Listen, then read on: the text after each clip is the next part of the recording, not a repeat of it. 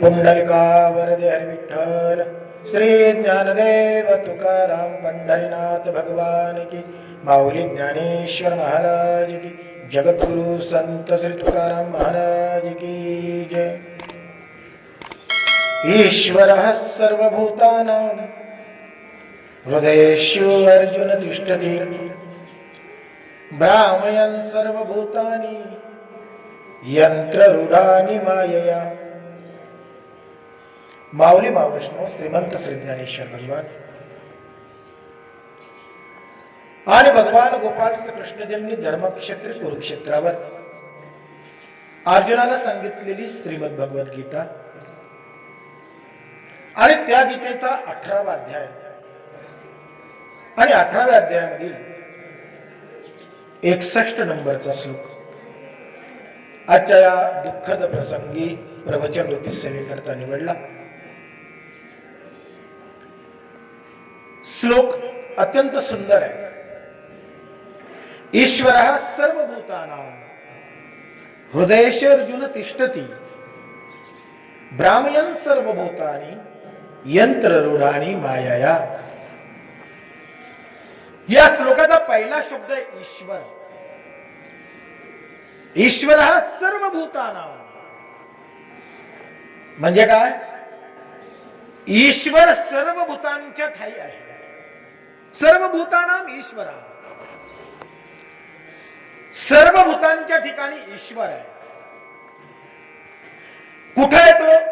हृदयेषु अर्जुन तिष्ठति, प्रत्येकाच्या हृदयामध्ये तो विराजमान आहे।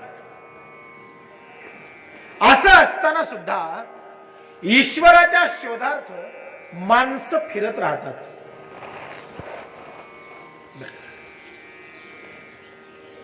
हे देवाच्या शोधासाठी माणसांचं फिरणं, त्याला कारण काय? त्याला कारण माया, यंत्ररूढानि मायाया। ज्यांना ईश्वर समजला ना, ज्यांना देव कळला ना, त्यांना फिरण्याची आवश्यकता नसते बर का। ज्यांना देवाचा शोध लागला, एखादी वस्तू सापडली ना की ती वस्तू सापडल्यानंतर त्या वस्तूचा शोध करण्याची गरज राहत नाही। तसं देव ज्याला गवसला, देव ज्याला सापडला, ज्यानं देवाचं ठिकाण शोधलं, त्याला पुन्हा फिरण्याची आवश्यकता राहत नाही। ज्या अर्थी देवाचा शोध करत फिरतोय, त्या अर्थी अजूनही आम्हाला देवाचा शोध लागलेला नाही। बरोबर आहे ना? आम्ही तीर्थांना जातो, आम्ही यात्रेला जातो, आम्ही मंदिरामध्ये जातो,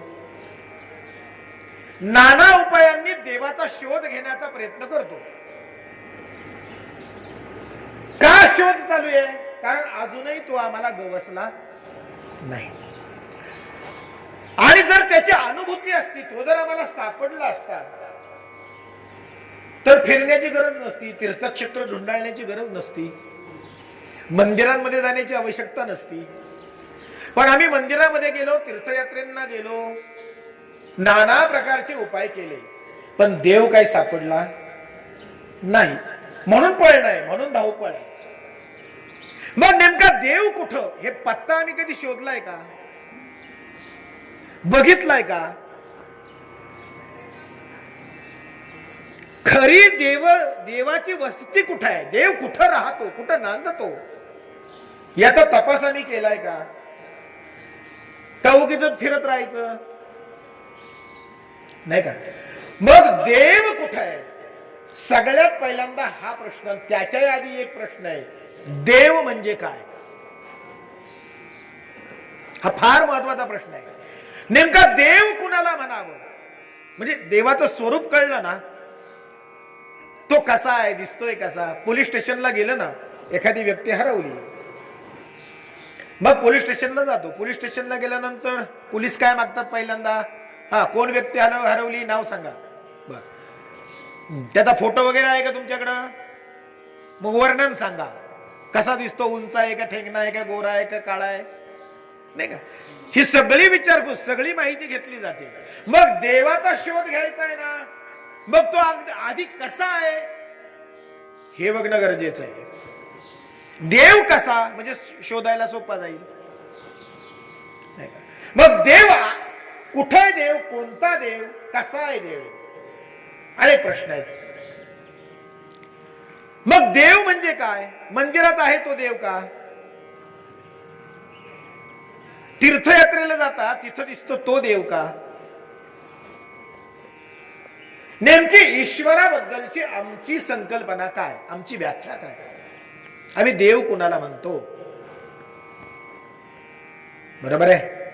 पंढरपूरला गेलो, कळकटेवर हात ठेवून उभा आहे, मग तो देव का. त्र्यंबकेश्वरला भीमाशंकरला पिंडीच्या स्वरूपात आहे, तो देव का. नाही का. कैलासला गेलो, मग जटा वाढवलेल्या, हातामध्ये त्रिशूळ, गळ्यामध्ये सर्प, व्याघ्रांबर परिधान केलेले भगवान शिवशंभू, मग तसे देव आहेत का. देव कसा, हा फार मोठा प्रश्न आहे. या आकृत्या आहेत, मग तसाच देव आहे का, की याच्यापेक्षा देवाचं स्वरूप काहीतरी वेगळं आहे, भिन्न आहे. आम्ही तो कधी जाणायचा प्रयत्न केलाय का, देव कुठं आहे. एक सांगू का तुम्हाला, देव शोधण्याची तशी आवश्यकता नाहीये. कारण भगवंत स्वतः सांगतायत, मी नसे ऐसे कौन ठिकाण असे, परी प्राणियाचे दैव कैसे मीच नाही म्हणती. मी नसे ऐसे कोण ठिकाण असे, परी प्राणियाचे दैव कैसे मीच नाही म्हणती. वास्तविक असं आहे की मी नाही असं एकही ठिकाण नाही, पण दुर्दैवी प्राणी देवच नाही म्हणतात. बर का, देवच नाही इथपर्यंत माणसाची मजल गेली.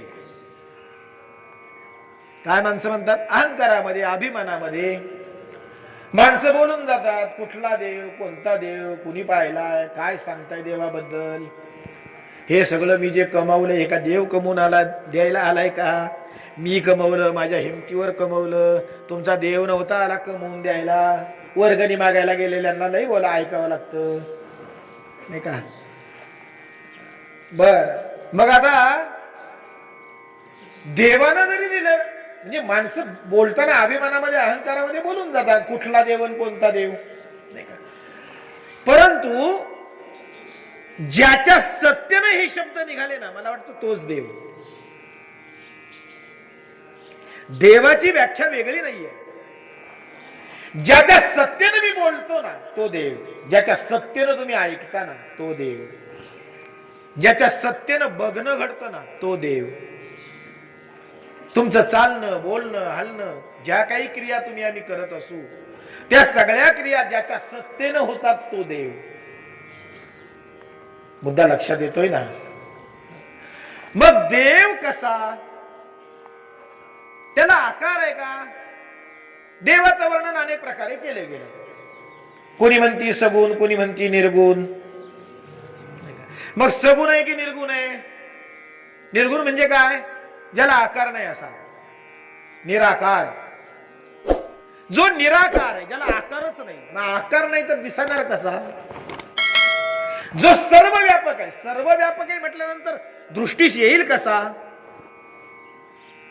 जो अचिंत्य आहे, अचिंत्य म्हणजे ज्याचं चिंतनच होऊ शकत नाही असा, असा आहे देव.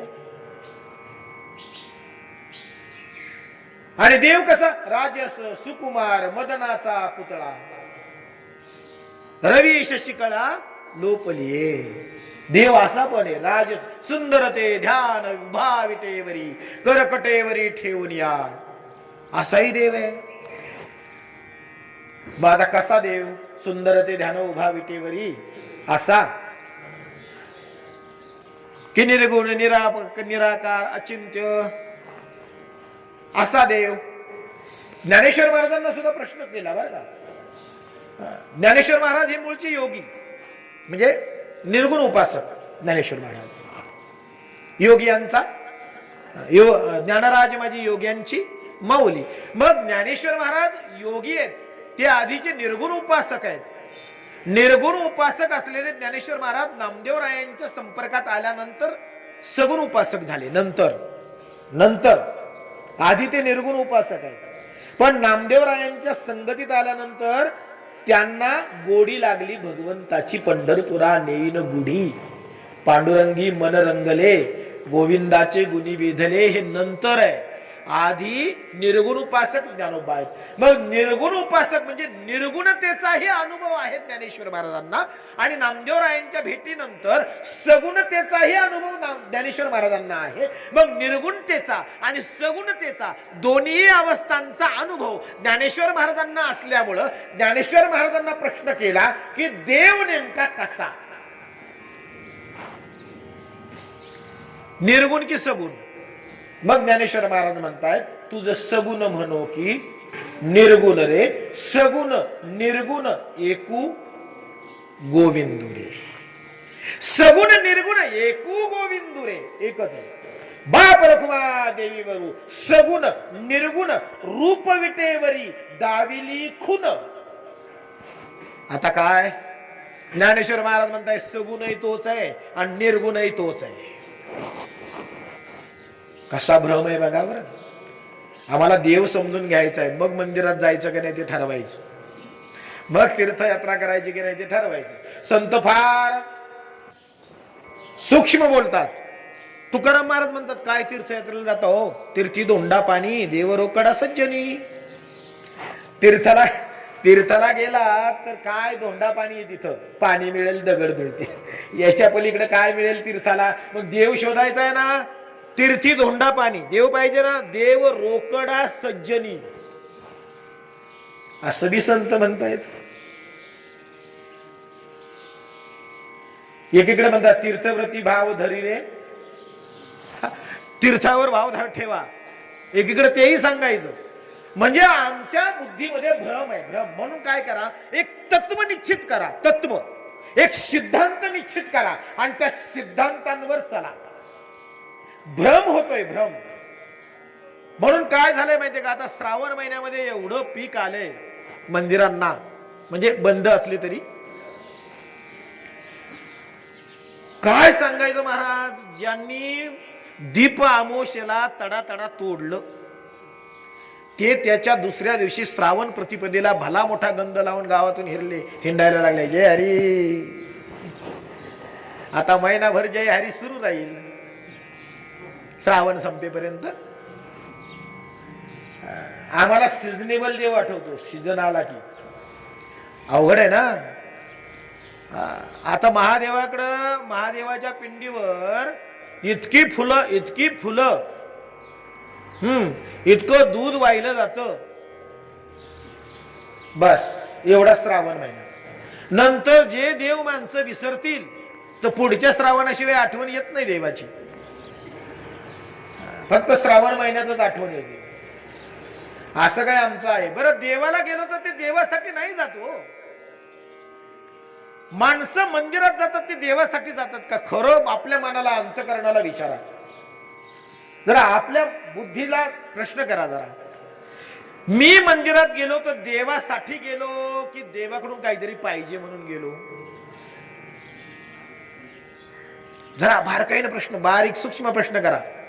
मंदिरांपुढे जी रांग लावली ती देवासाठी लावली की देवाकडून काहीतरी मागण्यासाठी लावली? आमचं काहीतरी म्हणणं आहे, मागणं आहे. आम्हाला काहीतरी त्रास आहे, दुःख आहे, आमच्यावर काहीतरी संकट आहे, म्हणून आम्ही देवाकडे गेलो. देवा आता बघ बाबा, तुझ्या स्वाधीन करतोय. देवासाठी जाणारे थोडे आहेत, देवासाठी जाणारे थोडे नाही असं नाही, देवासाठी जाणारे थोडे आहेत, देवाकडून मागणारे जास्त आहेत. आमच्या समस्यांचं, आमच्या संकटांचं, आमच्या दुःखाचं निराकरण व्हावं म्हणून आम्ही देवाच्या जवळ गेलो. हा उद्देश आहे आमचा. आमचा संसार सफल व्हावा, आमच्या संसारातली दुःख दूर व्हावीत. कसं होईल हो? संसारातली दुःख दूर करण्यासाठी आम्ही देवाकडे मागणं मागतो, पण संसारच दुःख मूळ आहे तर त्याचं दुःख दूर कसं होणार? संसार दुःख मूळ, चहूकडे इंगळ, विश्रांती नाही कोठे. रात्रंदिवस दुःख बांधवडी आहे हा संसार, सुखाचा विचार नाही कोठे. जो मुळातच दुःख रूप आहे, अशा संसारातलं दुःख बाजूला कर म्हणून आम्ही देवाला प्रार्थना करतो. विषाचं झाड लावल्यावर त्याला अमृताची फुलं येऊ दे रे देवा, अशी जर प्रार्थना केली तर शक्य आहे का ते? बी लावलंय कशाचं? विषाचं बी लावलंय, आणि काय प्रार्थना केली? देवा या विषाच्या वेलीला अमृताची फळं येऊ दे बाबा. कसं शक्य आहे? संसारात राहिलो आणि दुःख येणार नाही असं कुठं होईल का? त्यामुळे कितीही देवाकडे तुम्ही मागा, आम्हाला सुखी कर, शक्य नाही हो. ते शक्य नाही, कारण आम्ही पडलो संसारात. संसारात पडल्यामुळे सुख ही वस्तू आपल्याला लवकर सापडणार नाही, मिळणारच नाही, तिथं नाहीच आहे ते. चला मुद्द्यापासून बाजूला जातोय. मग देवाच्या बाबतीत जर आम्ही विचार केला, कसा आहे देव, हा मुद्दा कसा आहे देव. मग कुणी ज्याला जसा अनुभव असेल, ज्याची ज्या देवावर श्रद्धा आहे तसा तो वर्णन करतो. मग कोणी म्हणेल महादेव, कोणी म्हणेल भगवान श्रीकृष्ण, कोणी म्हणेल प्रभू रामचंद्रजी, कोणी म्हणेल पंढरपूरचा विठोबा, एखादा म्हणेल जेजुरीचा खंडेराया, नाही का. ज्याची जिथं श्रद्धा तसा आहे देव, तसा आहे देव. पण तसा तो आहे का? मुळातच देवाच्या बाबतीत जर विचार केला तर देव हा व्यापक आहे, दृष्टीगोचर आहे, दृष्टीच्या पलीकडचा आहे, अनुभवांच्या पलीकडचा आहे, तुमच्या माझ्या विचारांच्या पलीकडचा आहे, बुद्धीच्या पलीकडचा आहे, जन्म मृत्यूच्या पलीकडचा आहे. तो देव आमच्या आकलनात येण्यासारखा नाही. आमच्या बुद्धीला त्याचं आकलन होणार नाही, कारण बुद्धीच्या पलीकडचा आहे. मग आकलन होणार नाही याचा अर्थ मग देव आम्हाला भेटणारच नाही का? मुळात देव भेटणे ही संकल्पना नाहीये बरं का. बरीच समजते ना प्रवचन, मी मुद्दाम वेगळ्या याच्यावर प्रवचन करतोय. जो वाघापूर मधली माणसं आणि अध्यात्म चांगलं पचवतात मला माहित आहे. म्हणजे सप्ताहाचे कार्यक्रम होत आहेत आणि नेहमी नेहमी प्रवचन ऐकणारी माणसं तत्वचिंतक माणसं आहेत, म्हणून मी कारण बाकीची प्रवचनं भरपूर होतात हो, आईवर बोला, बापावर बोला, ते भरपूर चाललंय आजकाल. ते कुठेतरी डोक्याला चालना मिळावी असंही कुठेतरी पाहिजे. चला, म्हणून मी थोडा वेगळा मुद्दा घेतलाय.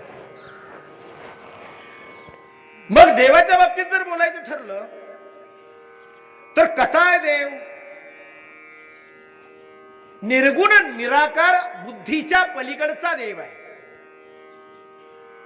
बरोबर, बुद्धीच्या पलीकडचा आहे, म्हणून तो आकलनात येत नाही.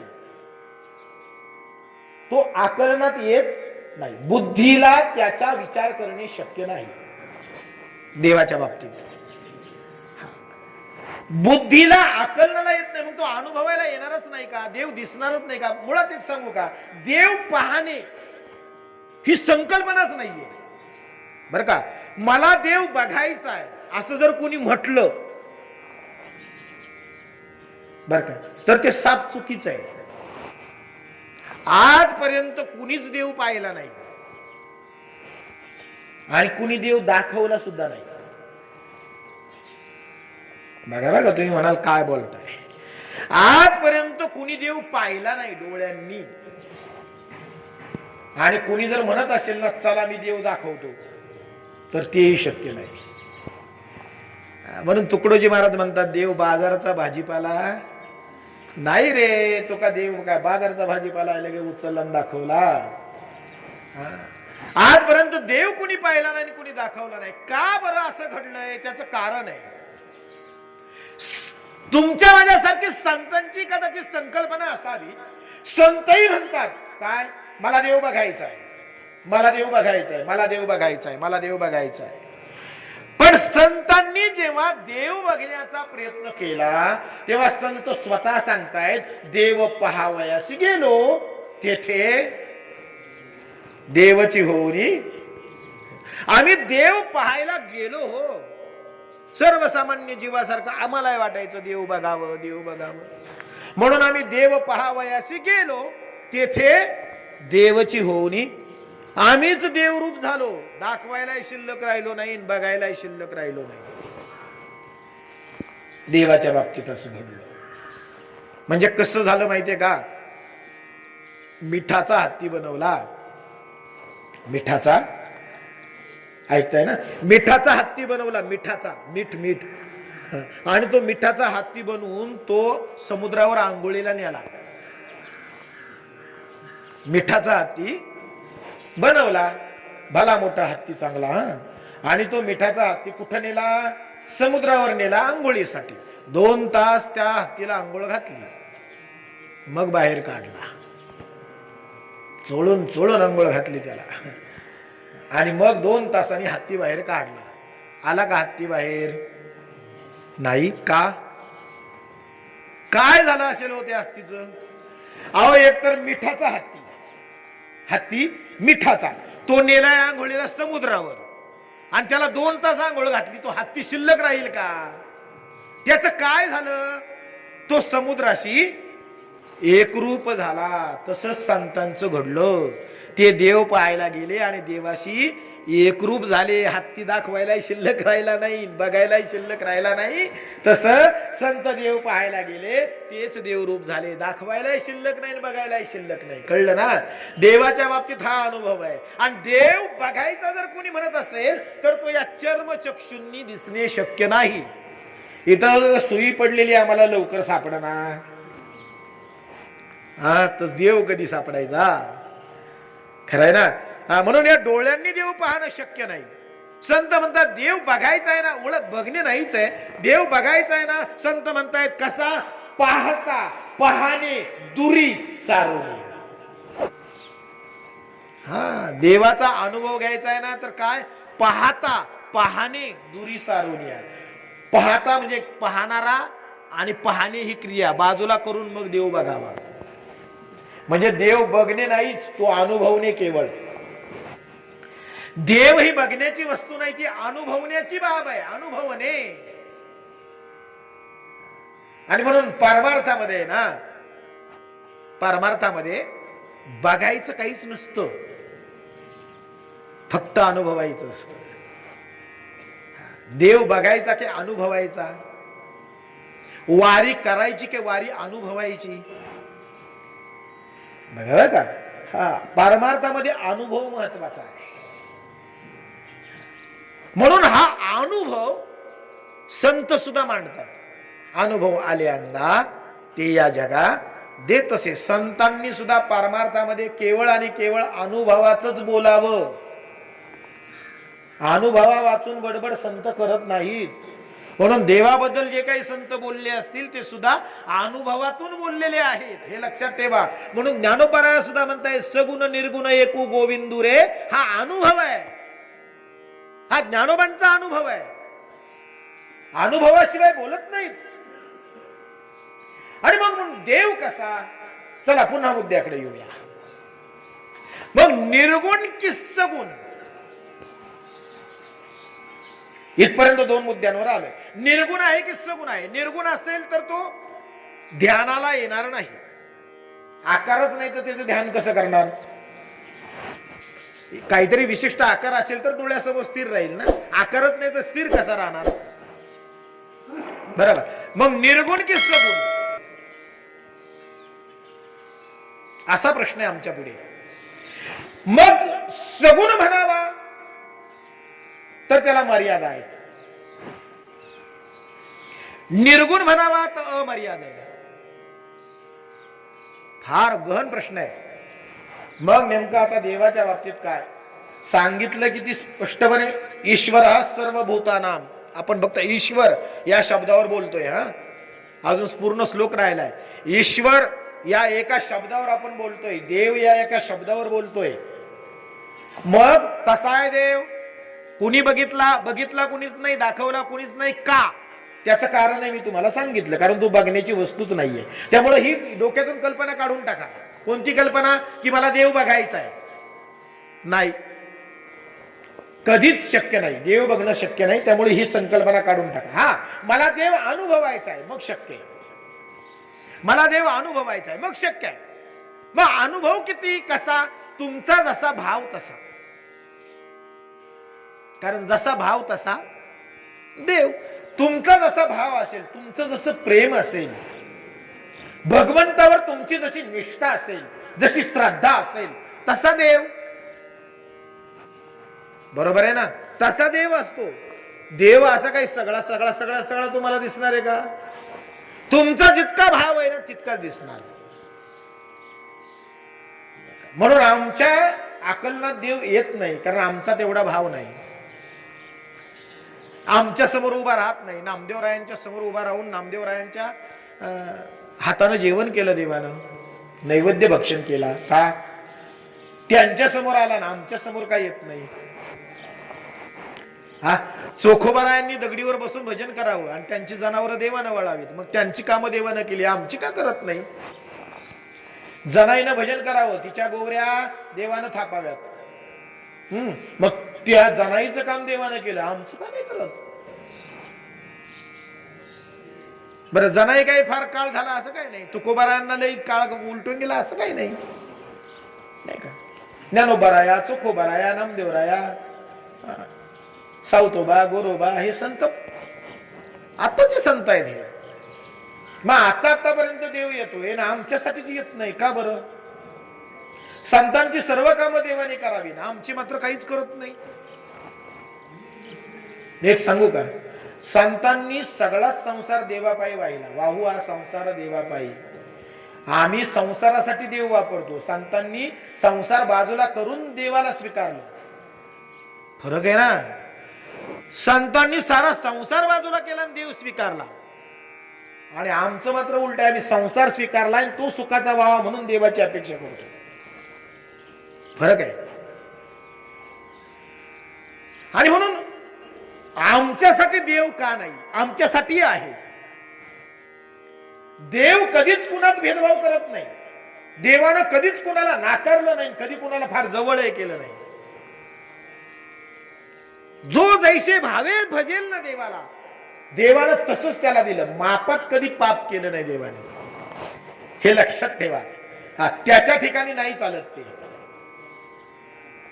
देव सर्वांना समान आहे, सारखा आहे. जो जसा वागेल तसा देव, तसं त्याचं माप. मग आमच्याकडे देव नाही का? आहे ना. देवाने आम्हाला दिलं नाही का? दिलंय ना. दिलंय की देवाने. मग एवढं देऊन सुद्धा आम्ही का मागावं? तरी आमची तक्रार आहे, देवानं असंच केलं, देवानं तसंच केलं, देवानं हेच दिलं नाही, देवानं देव त्यालाच लय देतो, मला देत नाही. शेजाऱ्याचीच भरभराट झाली, माझी झाली नाही. आमची तक्रार चालूच आहे. आमच्याकडे काय कमतरता? देवानं जन्माला घालतानाच आम्हाला देऊन टाकलं सगळं. आता कर्म करणे सुद्धा देवानच करायचं का? ते आपल्याला करावं लागेल ना, नाही का? आपली कर्म आपल्यालाच करावी लागतील ना. देवाकडून त्याचं निराकरण होईल? नाही होणार. आणि म्हणून जेव्हा जीवन जगतोय ना आपण, तेव्हा जीवन जगत असताना एक गोष्ट लक्षात ठेवायची, तुमच्या माझ्या जीवनामध्ये जी काही घडतंय ते आमच्या कर्मांचा परिपाक आहे. ते ईश्वराचा कर्मांचा काही संबंध नाही. म्हणून तक्रार नका करत बसू. माझ्या जीवनामध्ये जे काही घडतंय, माझ्या जीवनामध्ये जे काही अनुभवायला येतंय मला, किंवा ज्या काही घटना माझ्या जीवनामध्ये सध्या घडतायत, हे मी कुठेतरी मागे काहीतरी पेरून ठेवलंय, त्याचा परिणाम आहे. जमिनीतून काहीतरी उगवलंय म्हणजे तिथं आधी काहीतरी कुठेतरी एक दाना सांडलाय, तिथं एखादा दाना गाडला गेलाय, म्हणून तर जमिनीतून ते उगवलंय. हे लक्षात ठेवा. पेरल्याशिवाय उगवत नाही, पेरावं लागतं मगच उगवतं. तसं आमच्या जीवनामध्ये घडणाऱ्या घटना, आमच्या जीवनामध्ये घडणारे जे काही कर्म आहेत, ते कुठंतरी आमच्याकडून काहीतरी केव्हा तरी घडून गेलेल्या कर्मांचा परिपाक आहे, परिणाम आहे. देवाचा आणि त्याचा संबंध नाही. देवानं माझं असंच काय केलं, माझ्याच वाट्याला असं का आलं ना. आपण काहीतरी कधीतरी कुठंतरी काहीतरी पेरलेलं आहे, आणि म्हणून ते आता उगवलेलं आहे. हे लक्षात ठेवा. कर्मांचा, तुमच्या माझ्या कर्मांचा आणि देवाचा संबंध नाही. म्हणून देवाला दोष देत बसू नका. तुमच्या माझ्या जीवनात वाईट झालं, देवाला दोष देऊ नका. तुमच्या माझ्या जीवनात चांगलं झालं, देवाचं कौतुकही करू नका. ते तुमच्याच कर्मांचा परिणाम आहे. चांगलं झालं तरी तुमच्याच कर्माचा परिणाम आहे आणि वाईट झालं तरी तुमच्याच कर्मांचा परिणाम आहे, हे लक्षात ठेवा. म्हणून देवाला दोषही देऊ नका, देवाचं कौतुकही करू नका. त्याचा ना आपल्या कर्मांचा काही संबंध नाही. आपलं जीवन आपण घडवायचं असतं. चांगलं वागाल तर चांगलंच उगवेल, चांगलं बी पेराल तर पिकही चांगलंच येईल ना. आणि बिलाईत पेराल तर काटेच उगवतील, बाबळीचे बिया लावाल तर बाबळीच उगवतील. तुम्ही जसं पेराल ना तसं उगवणार आहे, एवढं लक्षात ठेवायचं. म्हणून जीवन जगत असताना ना सत्कर्म कशी होतील याच्याकडे आपण लक्ष देणं गरजेचं आहे. जीवनात चांगलं कसं घडेल हे फार महत्वाचं आहे. जीवन जगत असताना मी माझं जीवन जगतोय आणि एक लक्षात ठेवा, भ्रमात जगू नका, अहंकारात जगू नका, अभिमानात जगू नका आणि दुसऱ्याला कमी लेखत जाऊ नका. प्रत्येकात देव आहे, प्रत्येकात देव आहे. कधीही अहंकार आणि अभिमान करू नका, कधीच नका करू. जीवन एकदाच आहे, माणूस एकदाच जन्माला येतो. काहीतरी चांगलं करून जायचंय, बस काहीतरी चांगलं करून जायचंय. मला एक सांगा, वाईट करूनही मरणारच आहे आणि चांगलं करूनही मरणारच आहे. मग वाईट करून मरण्यापेक्षा चांगलं करून मेलेलं काय वाईट आहे? सांगा ना. चांगलंच करायला काय हरकत आहे का?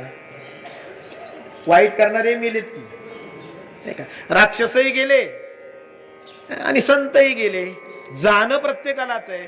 मग वाईट करून जाण्यापेक्षा चांगलं करून गेलेलं काय वाईट आहे? म्हणून जीवन जगत असताना काहीतरी माझ्याकडून चांगलं घडेल, चांगलं होईल, अशा पद्धतीने जीवन जगलं पाहिजे. मला एक कळतं, ज्यावेळी मृत्यू आमच्या समोर उभा राहील ना, जीवनाच्या शेवटी मृत्यू जेव्हा आमच्या समोर उभा राहील ना, तेव्हा त्या मृत्यूच्या डोळ्यात डोळे घालून आम्ही मृत्यूला स्वीकारलं पाहिजे. मृत्यूच्या समोर आमची नजर खाली पडता कामा नये, असं जीवन आपण जगलं पाहिजे. त्या मृत्यूला आपल्याला सांगता आलं पाहिजे, नेतोच तर ने, मी जगलोय त्या जीवनाचा मला पश्चाताप नाही. जेव्हा मृत्यू माझ्या समोर उभा राहील तेव्हा त्या मृत्यूला मला सांगता आलं पाहिजे की नेतोस तर ने, काही हरकत नाही, मी तुझ्या बरोबर यायला तयार आहे. अरे जे जीवन मी आजपर्यंत जगलो ना, त्या जीवनाचा मला अभिमान आहे आणि मी माझ्या जीवनाच्या बाबतीत समाधानी आहे. ते समाधान घेऊन आपल्याला जायचं आहे. तिथं मृत्यूनं आपल्या समोर खाली मान घातली पाहिजे, वा काय जीवन जगलाय. खरंय ना. तुकाराम महाराज म्हणतात, आम्ही मृत्यूच्या मानेवर पाय दिला नाही का, काळ जगा काळ खाय आम्ही माथा दिला पाय. काय काळानं सुद्धा मान तुकवली, काळानं सुद्धा मान झुकवली. अशी कर्म तुकोबारायांची, संतांची, ज्यांच्या समोर मृत्यू ओशाळला, मृत्यू ज्यांच्या समोर नतमस्तक झाला, काय केलं? तेही माणसंच होती की. जीवनामध्ये कधी कुणाचा उपहास नाही, कधी कुणाचा द्वेष नाही, मत्सर नाही, सगळे समान आहेत, सारखे आहेत.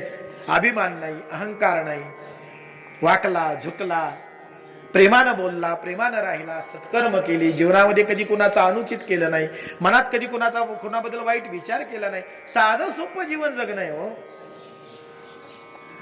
माणसं अट्टहास करत बसतात, अट्टहास करण्याची आवश्यकता नाही. साधं सोपं जीवन जगा, सोपं करा, सोपं. गुंता वाढवू नका. गुंता वाढवला की गुंत्यात आपणच गुंतो. मग आपला आपण वाढवलेला गुंता आपल्याला सुटत नाही. कशा गाठी कुठं मारून ठेवल्या काय आपल्याला सुधरत नाही. जीवनाच्या शेवटी गाठीच सुटत नाहीत, असं होतं. मग गाठ मारत बसू नका, सरळ धागा ठेवा, सरळ सरळ जीवन ठेवा. सरळ जीवन असलं की सोपं होतं, है की नाही. वाकडे तिकडे रस्त्यानं त्रास आहे तेवढाच गाडी चालवायला. सरळ रस्ता असल्यावर स्टेरिंग सोडली तरी गाडी चालते. सरळ पाहिजे, अगदी सरळ. आणि म्हणून जीवन जगत असताना ईश्वराभिमुख जीवन जगा. एक लक्षात ठेवा, ईश्वर सर्वांच्या ठाई आहे ही अनुभूती येण्यासाठी तुमच्या माझ्या जीवनामध्ये आम्हाला आधी ईश्वराचा अनुभव हवा. तो कुठे आहे? हृदयेश्वर अर्जुन तिष्ठती तैसा हृदयामध्ये मी रामू अशिशी सर्व सुखाचा रामू. हृदयामध्ये तो आहे, त्याचा अनुभव तुम्हाला पाहिजे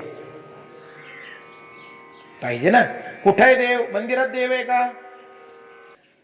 मंदिरात देव आहे का? परत प्रश्न आहे, मंदिरात देव आहे का? तुम्ही म्हणाल मग काय, ती मूर्ती ती देवाचीच आहे. मूर्ती देवाची आहे, देव आहे का? बर, पंढरपूरला जात आहे, पंढरपूरमध्ये देव आहे का? ते म्हणा मग कोण आहे? करकटेवर हात ठेवून उभा राहिलेला आमचा पांडुरंग देवच आहे. एक लक्षात घ्या, ते साकार रूप आहे, ते साकार रूप आहे भगवंताचं, म्हणून तो देव आहे का? बघा बर का, तुम्ही परत गल्लत करू नका. बघतो आता देव ही संकल्पना आपल्याला आपल्या स्वतःत अनुभवायची. पंढरपूरचा देव राहू द्या, मंदिरातला देव राहू द्या, आता फक्त आपण आपल्या ठिकाणी बघा, आपल्या ठिकाणी बघा. मी बोलतोय, देव आहे का? आहे ना. तुम्ही बघता आहात, ऐकत आहात, देव आहे का? आहे. नाही तर होणार नाही या क्रिया. कारण मेलेल्या माणसाला कान असतात. मी नेहमी म्हणतो, मी एक प्रश्न नेहमी करतो, मला सांगा ऐकता कशानं? तुम्ही ऐकता कशानं? कानानं. बघता कशानं? डोळ्यानं. उत्तर बरोबर का चूक आहे तुमचं? तुम्ही म्हणाल 100% बरोबर आहे. आम्ही कानानं ऐकतो आणि डोळ्यांनी बघतो. हे उत्तर 100% बरोबर आहे. मी म्हणतो हे उत्तर चुकलंय. तुम्ही कानानं ऐकत नाही, डोळ्यांनी बघत नाही. मग कसं? कान हे फक्त ऐकण्याचं साधन आहे आणि डोळे हे बघण्याचं साधन आहे, माध्यम आहे. माध्यम बघण्यासाठी डोळे हे माध्यम आहे, ऐकण्यासाठी कान हे माध्यम आहे. म्हणून कान ऐकत नाहीत आणि डोळे बघत नाहीत, हे लक्षात ठेवा. कारण मेलेल्या माणसालाही डोळे आहेत आणि मेलेल्या माणसालाही कान आहेत, पण ते कान ऐकत नाहीत आणि ते डोळे बघत नाहीत. कारण डोळ्यांच्या माध्यमातून बघायला लावणारा आणि कानांच्या माध्यमातून ऐकायला लावणारा आता आतमध्ये नाही. खरं की खोटं? बघा बरं, कानांनी ऐकणं घडत नाही, डोळ्यांनी बघणं घडत नाही. बघणारा कोणीतरी वेगळा आहे, ऐकणारा कोणीतरी वेगळा आहे. कान आणि डोळे हे फक्त माध्यम आहे. रात्रीची लाईट गेली, अचानक लाईट गेली, गडप अंधार झाला घरामध्ये. तर घरातली ती माय माऊली काय करते? थांबा थांबा, उठू नका कोणी, हा मी दिवा लावते. मग त्या अंधारातच उठते. बघा बरं का, अंधारातच उठते, बरोबर चुलीजवळ जाते, बरोबर माचीस शोधते, बरोबर काडी पेटून दिवा लावते. लावलं का नाही? तिला दिसत होतं का? तिला दिसत होतं का? अंधारातच तिनं ही सगळी क्रिया केली. ती म्हणते थांबा मी दिवा लावते, कुणी हलू नका जागचं. मग ती उठली जागेवरून, अंदाज घेत गेली बरोबर चुलीपर्यंत. चुलीवर ठेवलेलं तिला माचीसही सापडलं. तिनं ती काडी ओढली, दिवाही पेटवला. मग आता एवढ्या अंधारात एवढ्या क्रिया घडल्या, दाखवलं कोणी? अहो डोळ्यांनी तर दिसत नव्हतं ना, अंधार पडलाय, दाखवलं कोणी? तुम्ही कानामध्ये हेडफोन लावलेत का कधी? मला सांगा, आवाज कानात येतो की इकडे वर येतो? हेडफोन लावून बघा एकदा तुम्ही कानात. कानात आवाज नाही येत, आवाज इकडच कुठंतरी येतो. एक लक्षात घ्या, कान हे ऐकण्याचं माध्यम आहे आणि डोळे हे बघण्याचं माध्यम आहे. म्हणून डोळे नाही बघत, बघत असते डोळे तर मृत्यूमुखी पडलेल्या माणसाला सुद्धा डोळे आहेत, ते बघत नाहीत, है ना. आणि मेलेल्या माणसाला कान आहेत, ते ऐकत नाही. मेलेला माणूस कधी उठून म्हणालाय का, अरे किती रडताय, किती ओरडताय, हळू रडा जरा, कानाला माझा त्रास होतोय, असं म्हणलंय का कधी मेलेला माणूस? का त्याला कान नाहीत का? आहेत ना. मग देव कुठे आहे? तुम्हाला मला ऐकायला, बोलायला, बघायला ज्याच्या सत्यानं घडतं ना, तो देव आहे. तुमच्या माझ्या क्रिया ज्याच्या सत्यानं चालल्यात ना, तो देव आहे. भले मंदिरातला देव माना अथवा न माना, पण तुमच्या माझ्या अंतकरणामध्ये तो स्थिर आहे. त्या स्थिर देवत्वाला तुम्ही आम्ही मानलंच पाहिजे, मानावंच लागेल, मानावंच लागेल. या विश्वाला संचलित करणारी अशी एक तरी ताकद आहे, एक तरी शक्ती आहे. त्या शक्तीला तुम्हाला आम्हाला मानावं लागेल, मानावंच लागेल. साधं लग्न जर आपल्या घरात लग्न कार्य निघालं तर 4-4, 5-5 महिने आपल्याला नियोजन करावं लागतं. असं करायला पाहिजे, तसं करायला पाहिजे, पत्रिका ज्या छापल्या पाहिजे तसं. घरात लग्न कार्य असलं तर 5 महिने 6 महिने आधी आपण नियोजन करतो, काही काही वर्षभर आधी नियोजन करतात. मग लग्नाचं एका कार्याचं नियोजन करायला आपण वर्षभर आधी नियोजन करतो. या सृष्टीचं नियोजन करणारा कसा असेल? कुठेतरी नियोजन आहे ना, नियोजन बद्धच चाललंय ना. ग्रह आपल्या कक्षेमध्ये फिरतायत, सगळे आपापल्या कक्षेमध्ये आहेत, सूर्यमाला आपापल्या ठिकाणी आहेत. या ब्रह्मांडाचा जर विचार केला तर एवढं मोठं ब्रह्मांड केवळ आपल्या आकाशगंगेपुरतं मर्यादित ब्रह्मांड नाही आहे. केवळ आकाशगंगेपुरतच आहे का? आपली एकच आकाशगंगा आहे मिल्की वे, त्या आकाशगंगे इतकंच ब्रह्मांड आहे का? नाही ना. अशा लाखो आकाशगंगा ब्रह्मांडात आहे. या सगळ्यांचं संचलन करणारी एक शक्ती कुठेतरी आहे. त्या शक्तीला तर मानाल की नाही? नका मंदिरातल्या देवाला मानू, नका पिंडीवर दूध वाहू, बेल फुलं वाहू. शक्ती डॉक्टर होमी जहांगीर भाभा तुम्हाला माहित असतील, अणुशक्तीचे जनक, भारतीय अणुशक्तीचे जनक डॉक्टर होमी जहांगीर भाभा घरातून बाहेर पडताना कोपऱ्यामध्ये एक विष्णू भगवंताची प्रतिमा लावलेली होती. त्या प्रतिमेचं दर्शन करून ते बाहेर पडायचे. बरं का, एकदा त्यांच्या ड्रायव्हरनं त्यांना विचारलं, म्हणाले साहेब तुम्ही एवढे मोठे सायंटिस्ट आहात, आज जग तुम्हाला मानतंय, एवढे मोठे तुम्ही शास्त्रज्ञ आहात का? म्हणाले तुम्ही घराच्या बाहेर पडताना या फोटोचं दर्शन घेऊन बाहेर पडताय म्हणे देवाच्या.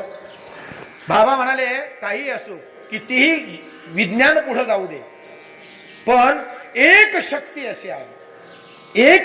अशी आहे जिच्या प्रेरणेनं हे विश्व संचलित होत आहे. माझा नमस्कार त्या प्रतिमेला नाही, तर माझा नमस्कार त्या चैतन्याला आहे, जे चैतन्य या सृष्टीला संचलित करतंय. नाही का? पाऊस पडला ना की लगेच डोंगर हिरवेगार होतात, अंकुर फुटायला सुरुवात होते. बर का? पाऊस पडला की लगेच हे घडतं. सांगावं लागत नाही, नियोजन करावं लागत नाही. बघा ना तुम्ही, पाऊस पडला ना की 4-5 दिवसांनी लगेच कोंब बाहेर येतात गवताचे, डोंगर हिरवेगार दिसायला सुरुवात होते. हे नियोजन कुणाचं आहे? तो देव आहे बर का. हा, म्हणून मंदिरातला देव आहे की नाही मला माहित नाही, पण सृष्टीचं संचलन करणारी एक शक्ती अशी आहे, तिला तुम्हाला सर्वांना मानावं लागेल. एमडी झालेला डॉक्टर, एमडी सर्जन आहे बर का, सर्जन, आणि ऑपरेशनला चाललाय घाईघाईनं. नातेवाईक दरवाजामध्ये उभे आहेत. डॉक्टर ऑपरेशन थिएटर मध्ये जाणार, तोच नातेवाईक आडवे झाले, पायाला हात लावला डॉक्टरांच्या. डॉक्टर काहीही करा, कितीही पैसा लागू द्या, काहीही झालं तरी आमचं माणूस वाचलं पाहिजे. काहीही करा डॉक्टर, माणूस वाचवा. तेव्हा डॉक्टर म्हणतात हे बा, प्रयत्न करणं माझं काम आहे, मी माझ्याकडून 100% प्रयत्न करेन. यश द्यायचं की नाही ते तुम्ही त्याची प्रार्थना करा. म्हणजे एका एमडी सर्जननं सुद्धा वर बोट केलंय कोणाक तरी, आणि तो एमडी सर्जन ज्याच्याकडे बोट करतोय ना तो देव. आणि म्हणून सर्वांच्या ठिकाणी असणारा जो देव आहे, त्या देवाची अनुभूती जेव्हा तुम्हाला येईल ना, तेव्हा या मायेतून तुमचा माझी सुटका होईल. प्रत्येक वस्तू, प्रत्येक जीव, या विश्वातला कण आणि कण ईश्वराने प्रेरित आहे, तो भरून आहे. जशी हवा सर्व व्याप्त आहे, तसा ईश्वरही सर्व व्याप्त आहे. ही दृष्टी जेव्हा तुम्हाला प्राप्त होते, तेव्हा माया बाजूला होते आणि भगवंताचा वास्तव अनुभव तुमच्या माझ्यासमोर प्रगट होतो. तो वास्तव अनुभव तुम्हाला येण्यासाठी आम्ही स्वतःमध्ये देव पाहायला शिकलो पाहिजे आणि दुसऱ्याच्या अंतःकरणातही देव शोधायला शिकलो पाहिजे. समोर जो आहे ना, म्हणून आमच्या वारकरी संप्रदायाचा विचार आहे, जे जे भेटे भूत ते ते मानिजे भगवंत, हा भक्तियोग निश्चित जाण माझा. जे जे भेटे भूत ते ते मानिजे भगवंत, हा भक्तियोग सांगितला. जे जे समोर येईल ते सगळं भगवत स्वरूप आहे. हा वारकरी संप्रदायाचा विचार आहे. आणि संतांनी हा केवळ सांगितला नाही, तो स्वानुभवानं सांगितला. संतांनी सर्व भूतांच्या ठिकाणी देव बघितला, म्हणून तर नामदेवराया तुपाची वाटी घेऊन कुत्र्याच्या मागे लागले ना. म्हणून तर वाळवंटात तहानेने व्याकुळ झालेल्या गाढवाला नाथांनी पाणी पाजलं ना. त्या ठिकाणी त्यांनी शरीराकडे नाही बघितलं, त्यांच्या अंतःकरणामध्ये तळमळणारा जो ईश्वर आहे त्या ईश्वराकडे त्यांनी बघितलं. आणि म्हणून जेव्हा सर्वांच्या ठिकाणी ईश्वर पाहायला आम्ही शिकू ना, तेव्हा समजायचं आम्ही पारमार्थिक झालो. पारमार्थ म्हणजे काय? कपाळाला गंध, गळ्यात माळ, जरा व्याख्या बाजूला करा थोड्याशा. कपाळाला गंध लावला, गळ्यात माळ घातली म्हणजे तो पारमार्थिक आहे का? पारमार्थ म्हणजे काय माहितीये का? सर्वांच्या ठिकाणी देवाची अनुभूती घेणं हाच पारमार्थ आहे. सर्वांच्या ठिकाणी देवाचा अनुभव घेणे हाच परमार्थ आहे. स्वतःच्या ठिकाणी स्वतःच्या अंतःकरणामध्ये देवाची अनुभूती असणं आणि त्याचबरोबर इतरांच्या ठिकाणी सुद्धा ती अनुभूती घेणं हा परमार्थ आहे. आणि जेव्हा हा अनुभव येतो ना तेव्हा समानता प्रस्थापित होते, उच्च निचतेचा भेदभाव संपून जातो. हे लक्षात ठेवा. म्हणून संतांच्या ठिकाणी सर्व समान आहेत. मग माझ्या ज्ञानेश्वर महाराजांच्या दृष्टीनं रेडाई तितकाच त्याच तोला मोलाचा आहे ज्या तोला मोलाचे बाकीचे ब्राह्मण होते. हे त्यांनी सिद्ध करून दाखवलं की तुम्ही जसे वेद बोलता यांनी ओळखलं तर हाय वेद बोलेल. म्हणून त्या ठिकाणी त्यांनी सिद्ध करून दाखवलं की सर्वांच्या ठिकाणी ईश्वर सारखा आहे, समान आहे. हाच ही अनुभूती म्हणजे पारमार्थ आहे. बरं का? गंध लावून माळ घालून वारी केली म्हणजे तो पारमार्थिक आहे असं काही नाही. ह्या आपल्या ढोबळ व्याख्या आहेत. म्हणजे अर्थात घालू नये जाऊ नये असं नाही मी म्हणत, पण जे आंतरिक जी काही अनुभूती आहे ना त्या आंतरिक अनुभूतीशिवाय परमार्थ कळत नाही. हे लक्षात ठेवा. आंतरिक अनुभवाशिवाय तुम्हा आम्हाला परमार्थ कळणार नाही. हे बाह्य आवरणावरून बाह्य दिसण्यावरून परमार्थ नसतो. परमार्थामध्ये बाह्यांगाला महत्व नाही. परमार्थामध्ये अंतरंग महत्वाचा असतो. आतमध्ये कसा आहे तो बाहेर कसा आहे. चार चाकीत आलाय का, अशी सुंदर धोतर वगैरे नेसून अशी फेटा चापून चुपून मोठी माळ मोठा गंध कसा आलाय, ह्या बाहेरच्या दिसण्यावर परमार्थ नसतो. बरं का? आतून कसा. म्हणून परमार्थामध्ये अंतरंगाची भूमिका महत्वाची, बाह्य नाही. परमार्थात प्रदर्शन चालतच नाही. प्रदर्शन महत्वाचं नसतंच. आणि आजकाल तेच घडतंय सगळं. फक्त प्रदर्शनच वाढलंय. अंतरंगाची भूमिका आणि अंतकरण कुणी बघतच नाही. माणसांना फक्त दिखाऊपणा पाहिजे. बेगडी चमकीला माणसं भुलतात, गारगोटीला माणसं भुलली. गारगोटीची चमक, बेगडाची चमक किती. बेगड माहिती ना तुम्हाला, पोळ्याला बैलाच्या शिंगाला लावतात ते माहित असत. बैलांच्या शिंगाला बेगड लावतात, त्याची चमक किती दिवस असते. ज्या दिवशी लावले त्या दिवशी चमकतात शिंग, नंतर हळूहळू त्याची चमक कमी पडत जाते. पण त्या चमकीला त्या दिवशी महत्व असतं. फार काळ न टिकणारी असते. आणि म्हणून काय होतं, परमार्थामध्ये प्रदर्शन फार काळ टिकत नाही. परमार्थामध्ये प्रदर्शन फार काळ टिकत नाही, ते थोडे दिवस असतं. बरं का? अंतकरणाची भूमिका आणि अंतरंगातला अनुभव हा परमार्थामध्ये फार महत्वाचा असतो. त्याच्यावरून तुमची माझी परमार्थातली उंची ठरते. हे लक्षात ठेवा. तुम्ही आम्ही परमार्थात किती उंच हे तुमच्या बाह्य रंगावरून तुमच्या बाहेरच्या आकर्षणावरून ठरत नाही. तुम्ही आतमधून किती परमेश्वराशी जोडले गेलेले आहात ती तुमची उंची ठरवते. बरं का? म्हणून कधीही समोरच्या माणसाचं आकलन करताना लगेच त्याला अपमानित करू नका. कारण समोरच्या माणसाची योग्यता, समोरच्या माणसाची पात्रता, त्याची बुद्धिमत्ता किंवा त्याचा अनुभव आपल्यापेक्षा श्रेष्ठ असू शकतो. हे लक्षात ठेवा. म्हणून समोरच्या माणसाचा कधीच अपमान करत जाऊ नका. लगेचच्या लगेच त्याच्या दिसण्यावर जाऊ नका. तो कसा दिसतो हे याच्यावर जाऊ नका. कदाचित तो आपल्यापेक्षा अनुभवानं श्रेष्ठ असेल, पात्रतेने योग्यतेने श्रेष्ठ असेल, असू शकतो ना.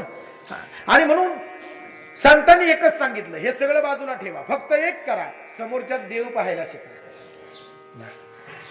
माझा ईश्वर जसा माझ्यात आहे तसाच त्याच्यात आहे. हा जेव्हा समोरच्याच्या हृदयात आपण देव पाहायला शिकतो ना तेव्हा सगळे भेद नष्ट होतात. सगळा भेद, सगळी द्वंद्व नष्ट होतात आणि एक समानता प्रस्थापित होते. आणि मग माया बाजूला होऊन तुमचं माझं फिरणं जे काय भ्रामयान ती सर्व भूतानी यंत्ररूढानी माया, मायेनं जे तुम्ही आम्हाला फिरवणं चाललंय ना ते फिरणं थांबेल. किती वेळ चालायचंय अजून? खाली विधी चालू आहे का? चालू ठेवू. ते फिरणं थांबेल. कारण एक सांगू का तुम्हाला, तुमचं माझं फिरणं सुद्धा जन्माला येणं, जन्माला आल्यानंतर जीवन जगणं आणि जीवन जगल्यानंतर मृत्यूच्या अधीन होणं ही सगळीच्या सगळी सत्ता देवाची आहे. आम्ही अहंकारानं अभिमानानं म्हणत असतो मी केलं, माझं आहे, मी मिळवलं, मी प्राप्त केलं. आपण काहीच निर्माण केलं नाही हे लक्षात ठेवा. तुम्ही म्हणाल मग घर कोणी निर्माण केलं? मीच निर्माण केलं की मी बांधलंय. बरोबर, घर मी बांधलंय म्हणजे घराचे निर्माण करता मीच आहे. पण एक सांगू का, घर निर्माण केलंय इथपर्यंत बरोबर आहे, पण घर बांधण्यासाठी माती तू निर्माण केली नाहीस. घर बांधायला पाणी लागले ते पाणी तू निर्माण केलं नाहीस. खरं आहे ना? जे लाकूड आहे ते लाकूड तू तयार केलेलं नाहीस. घर तू बांधलं पण इथूनच वस्तू प्राप्त केल्या आणि इथल्या प्राप्त केलेल्या वस्तूंतूनच तू घराची निर्मिती केली. म्हणजे घर सुद्धा तू निर्माण केलेलं नाहीये बाबा. आपण काहीच निर्माण करू शकत नाही, आपण निर्माते नाहीत हे लक्षात ठेवा. आपण जे काही घेतो ना ते इथूनच घेतो आणि सोडून सुद्धा इथंच जायचं. आम्ही जे काही मिळवलं ना ते इथूनच घेतलं ना. आम्ही जे काही वस्तू निर्माण केल्या असतील त्या कुठल्या, या निसर्गातूनच आम्ही घेतल्या ना, प्रकृतीकडूनच घेतल्या ना. प्रकृतीकडून घेतल्या, काहीतरी नवीन निर्माण केलं, प्रकृतीतच टाकून द्यायचं आहे. आम्ही निर्माते नाही आहोत. आम्हाला संचलित करणारी एक शक्ती आमच्या पाठीमागे आहे. एक चाले हे शरीर कोणाची असत्य, कोण बोलवितो हरिवीन, देखवी ऐकवी एक नारायण. एक शक्ती अशी आहे जी तुम्हाला संचलित करते आणि ती शक्ती म्हणजेच देव आहे. कदाचित आम्हाला ती कळत नाही, आम्हाला ती जाणवत नाही, आम्हाला ती भासत नाही, कारण मायेनं पडदा टाकलाय आमच्या अंतःकरणावर. त्या मायेमुळे आम्हाला कदाचित ते जाणवत नाही, पण एकदा माया बाजूला झाले की मग कळतं सर्वत्र ईश्वर आहे. हे दृष्टीनं कळायला, अनुभवानं कळायला कुठेतरी कृपेचा वरदहस्त आपल्यावर असावा लागतो. आणि म्हणून सर्वात महत्वाची, आम्ही सर्वजण निमित्त मात्र आहोत हे लक्षात ठेवा. बऱ्याचदा असं होतं, माणसं म्हणतात माझ्यामुळे घडलं बरं का, माझ्यामुळे घडलं बरं का. अर्जुन काय म्हणायचं माहितीये का, मी जर बाण चालवलं तर भीष्माचार्य मरतील, मी बाण चालवला तर दुर्योधन मरेल किंवा कर्ण मरेल, अर्जुन म्हणायचा. भगवंत म्हणतायत भ्रमात राहू नकोस, भ्रमात राहू नकोस. तुला वाटतंय तू बाण चालवशील म्हणून हे मरतील, पण असं काही नाही. तू बाण नाही चालवले तरी हे मरणारच आहे. कारण या जगामध्ये ज्याचा जन्म झाला त्याचा मृत्यू निश्चित आहे. अरे तू नाही बाण चालवली तर भीष्माचार्य मरायचे राहतील का? द्रोणाचार्य मरणार नाहीत का? कर्ण मरणार नाही का? मरणारच आहे ना. मग तुला फक्त बाण चालवायचं निमित्त आहे. तू बाण चालव, ते मरणारच आहे, ते मेलेलेच आहेत. तशा जीवनामध्ये ज्या काही घटना आहेत ना त्या घडणारच आहे. माणसं म्हणतात आमच्यामुळे घडलं. नाही नाही, तू नसता तरी घडलं असतं, तू नसता तरी घडलं असतं. आता त्या घटनेला आपण त्या ठिकाणी उपस्थित असतो म्हणून ती जबाबदारी आपण घेतो.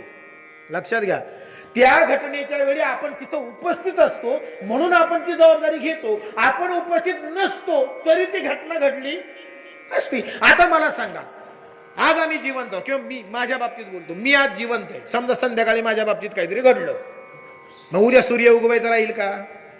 मावळायचा राहील का? पक्षी इकडून तिकडे फिरणार नाहीत का? पाणी वाहणार नाही का? सृष्टीत काय बदल होईल माझ्या जाण्यानं? काहीच नाही ना. जिथे जसं घटना चालूच राहणार आहेत ना. मग मी नसल्यानं कोणत्या घटनेवर परिणाम होणार आहे? तुम्ही म्हणाल कुटुंबाचं काय? कुटुंब काय 4 दिवस शांत बसेल, 8 दिवस रडेल, वर्षभरानंतर ते कुटुंब विसरलेलं असेल, त्यांच्या पद्धतीने त्यांचं जीवन ते जगत असेल. खरं की खोटं आहे? जग कुणासाठी थांबलंय? जग कुणासाठी थांबलंय? माणसं म्हणतात मी नसलो तर यांचं कसं, काही फरक पडत नाही कोणाला. माणसांनी गैरसमज करून घेतलाय, मी जर नसेल तर त्यांचं कसं होईल. कोणाचं काय होत नाही. माणसं 8 दिवस रडतील, पुन्हा असे कितीतरी प्रसंग आपल्या डोळ्यापुढे होऊन गेलेत. माणसं म्हणतात अरे त्याचं कुटुंबच बसलं रे, म्हणाले करता माणूस गेला. आपण काय नाही हो, वर्षानं जाऊन पहा, ते कुटुंब व्यवस्थित जगत असतं. कोणीतरी, प्रत्येक जण आपापला मार्ग शोधत असतो. पुन्हा वाचून काहीही अडत नाही. घटना व्हायच्या थांबत नाहीत, घटना घडणारच आहे. आपण जबाबदारी घेतो. हो माझ्यामुळे घडलंय, काही नाही. तू नसला तरी घडतच राहणार आहे. नसलं तरी घडणारच आहे. आणि म्हणून जबाबदारी आपण घेतो, म्हणून तिथं आपण बांधले जातो. जबाबदारी आपण घेतो, वास्तविक आपण काहीच करत नाही. सर्वच्या सर्व त्याच्या हातात आहे. ते दरवेशी येतो अस्वल घेऊन गावामध्ये, आता येत नाहीत ते दरवेशी यायचे अस्वल घेऊन. त्यानं असं तर हिसका दिला का ते अस्वल दोन पायावर उभं राहायचं नाही का. तो जसं त्याच्या त्या खानाखुना असायच्या ना, त्या अस्वलाला बरोबर नाचवायचं. मग ते अस्वल नाचतय का हा नाचवतोय? अस्वल नाही नाचत, हा नाचवतोय. कठपुतली बावल्यांचा खेळ व्हायचा पूर्वी. कठपुतली बावल्यांचा, त्या दोऱ्या बांधलेल्या असायच्या बावल्यांना, है ना. आणि तो सूत्रधार जो असायचा तो पडद्याच्या मागे सूत्रधार, आणि पडद्याच्या पुढे काय बाहुल्या. माणसं यायची मंदिरामध्ये, तो खेळ असायचा. माणसं यायची समोर बसायची आणि मग तो खेळ सुरू व्हायचा. मग आता त्या बाहुल्या नाचायच्या, आवाजही यायचा, पण आवाज कोणाचा? पडद्याच्या मागून सूत्रधाराचा आवाज. सूत्रधाराचा दोऱ्या बांधल्यात, त्या बोट जशी हलविल तशा बाहुल्या नाचायच्या. म्हणजे नाचवणारा सूत्रधार, आवाज काढणारा सूत्रधार, तो फक्त दिसत नाही कारण तो पडद्याच्या मागे. माणसं काय म्हणायची? काय बाहुल्यांनी खेळ सुंदर केला हो, काय खेळ सुंदर केला बाहुल्यांनी. मग खेळ बाहुल्यांनी केला का? खेळ बाहुल्यांनी नाही केला, खेळाला माध्यम बाहुल्या आहेत. खेळ करणारा पडद्याच्या मागे आहे, ते त्याचं डोकं आहे. आवाजही त्याचाच आहे, नाचवणंही त्याचंच आहे, खेळातलं जे काही नियोजन आहे ते सगळं त्याचंच आहे. बाहुल्या फक्त त्या खेळाला दाखवण्याचं माध्यम आहे. तसं तुम्ही आम्ही सर्वजण माध्यम आहोत. निमित्ताचा धनी केला असे प्राणी, आम्ही माध्यम आहोत. माध्यम म्हणून ज्याच्या सत्यानं आमचं बोलणं चालणं हलणं घडतंय तो ईश्वर जर आम्हाला जाणायचा असेल तर तो मंदिरात तुम्हा आम्हाला सापडणार नाही, तीर्थयात्रेला तुम्हा आम्हाला सापडणार नाही. देव जर शोधायचा आहे ना तर तो ठाईच बैसोनी करा एक चित्त आवडी अनंत आळवावा. एका जागेवर बसा आणि मग आपल्या अंतकरणात त्याला शोधा, तो सापडेल. तुझा आहे तुझं पासी, ते आपल्या जवळच आहे. शोधण्याची आवश्यकता नाही, कुठं फिरण्याची आवश्यकता नाही. तो नाहीच आहे कुठं बाहेर तर काय शोधतं त्याला? तो आतमध्ये तिथं शोधा, जिथं आहे तिथं शोधलं पाहिजे माणसानं. नको तिथं टाइमपास होतो, मग नुसता टाइमपास. आयुष्यभर देव शोधला पण सापडला नाही, आयुष्यभर वारी केली पण कधीच पांडुरंग स्वप्नात आला नाही. उपयोग काय? नाही का. म्हणून अनुभूती फार महत्वाची. ती अनुभूती जेव्हा तुम्हाला आम्हाला येईल ना तेव्हा फिरणं थांबेल आणि एका जागेवर ठाईच बैसून करा एक चित्त या शब्दाचा अर्थ असं नाही का एका जागेवर बसून टाळ वाजवा ना, तसा अर्थ नाही. ठाईच बैसून करा एक चित्त म्हणजे एका जागेवर स्थिर व्हा, तुमचं अंतकरण स्थिर करा. स्थिर अंतकरणातच परमेश्वराची अनुभूती येते. चंचलतेत परमेश्वर अनुभवायला येत नाही. चंचलता असेल तर कधीच प्रगती नसते. बघा, स्थिरत्वात प्रगती.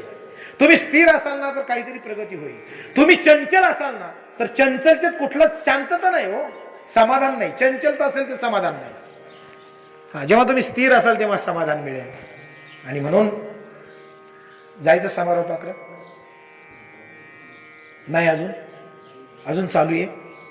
ठीक आहे, मग पुढं जायला मला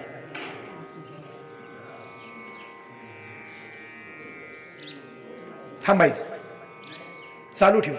बर. आणि म्हणून सगळ्यात महत्वाची गोष्ट श्लोक 18व्या अध्यायातला आहे. ज्ञानेश्वर महाराज म्हणतायत, ज्ञानोबा रायांनी याच्यावर तर एवढं सुंदर चिंतन केलंय. सर्व भूतांच्या अंतरी हृदय महांबरी चिदवृत्तीच्या शस्त्र करी उदयाला असे जो अवस्थात्रय तिन्ही लोक प्रकाशनी अशेष अन्यथा दृष्टीपांथिक चेवविले वेदोद्यकाच्या सरोवरी फाकता विषय कल्लारी इंद्रिय षटपदाचारी जीव भ्रमाते. तुम्हा आम्हाला थांबायचं.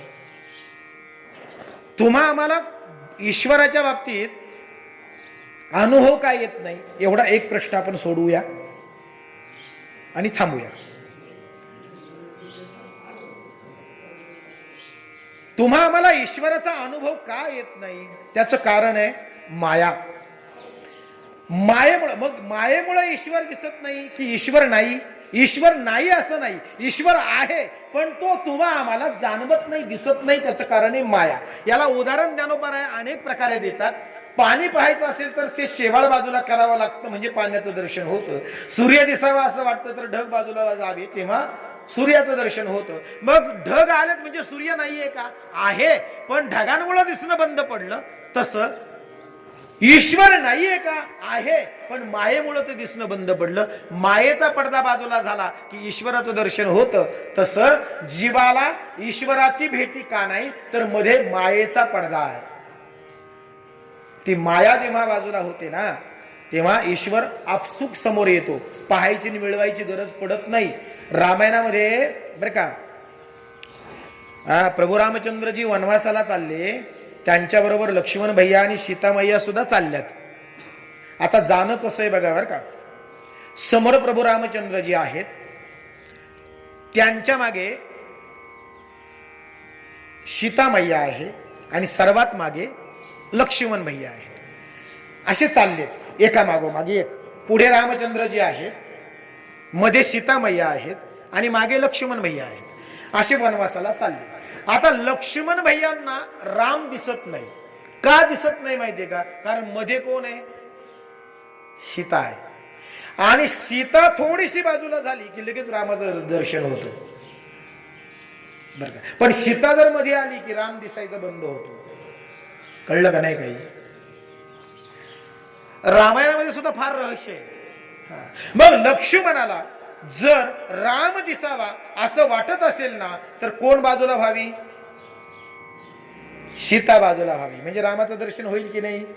सीता मध्ये आहे म्हणून दर्शन नाही. तसं जीव हा लक्ष्मण आहे, माया ही सीता आहे आणि आत्मा हा राम आहे.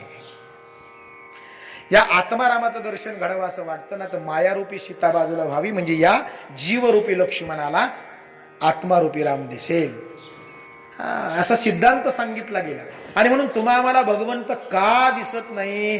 दिसण्याचा प्रश्नच येत नाही. मगाशी मी सांगितलं की देव पाहायचा नाही, तो दिसत नाही, आणि कुणी बघितलाय नाही, कुणी दाखवलाय नाही. त्यामुळे हा भ्रम बाजूला करून जेव्हा आम्हाला देवाचा अनुभव घ्यायचा आहे, या भावनेतून आम्ही देवाकडे जाऊ ना, तेव्हा अनुभवानं देव तुम्हा आम्हाला कळेल. कळेल, दिसणार नाही, कळेल. देव कळून घ्यायचा आहे, तो अनुभवायचा आहे, तो दिसत नाही. देव कळतो बर का. देव पाहणं वेगळं, मंदिरात जाऊन मूर्ती दिसणं वेगळं, देव कळणं वेगळं. नामदेवरायांना रोज देव दिसायचा. रोज देवाबरोबर संभाषण करायचे, देवाबरोबर गप्पा गोष्टी करायचे नामदेव महाराज. मग असंच एकदा संत संमेलन भरलं, आणि संत संमेलन भरल्यानंतर म्हणाले चला पक्का संत कोण आहे तुमच्यातला बघू, नाही का. पक्क पक्क सगळ्यांना मुक्ताईनं सगळ्यांच्या पक्क मडक शोधायचंय ना, म्हणून प्रत्येकाला फक्त नामदेवरायालाच बाजूला केला. फक्त त्याला म्हणे हे कच्च आहे, म्हणाले एक मडक कच्च आहे नामदेवराया.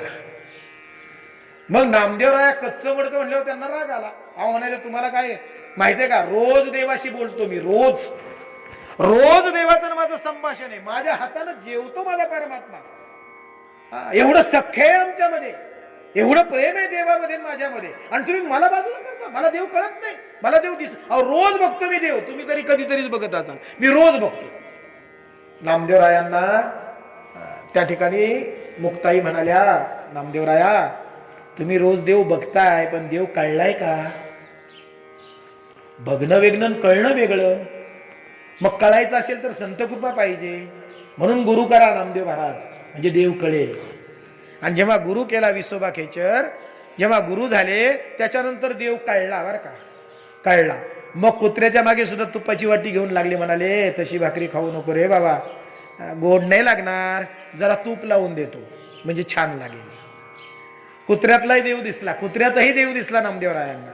म्हणजे सर्वा घटी राम देहादेही एक सूर्यप्रकाशक सहस्र रश्मी. सर्व घटांमध्ये तूच चैतन्य शक्ती आहे. ती फक्त अनुभवानं तुम्हा आम्हाला कळेल, अनुभवानंच तुम्हा आम्हाला जाणवेल. एक मायेचा पडदा बाजूला झाला आणि ती माया बाजूला फक्त आणि फक्त संत कृपेने होते, ग्रंथ कृपेने होते, ज्ञानानं होते. ज्ञान हे असं हत्यार आहे जे मायेला कापून काढतं, तोडून काढतं. म्हणून ज्ञानप्राप्ती व्हावी. ज्ञानप्राप्तीत आत्मलाभ, ज्ञानप्राप्तीनं आत्मलाभ होतो, आत्मारामाचं दर्शन घडतं. असा हा अत्यंत सुंदर श्लोक. मुद्दामहून थोडंसं वेगळं प्रवचन, वेगळ्या मुद्द्यावर प्रवचन केलं. देव या मुद्द्यावर प्रवचन केलं.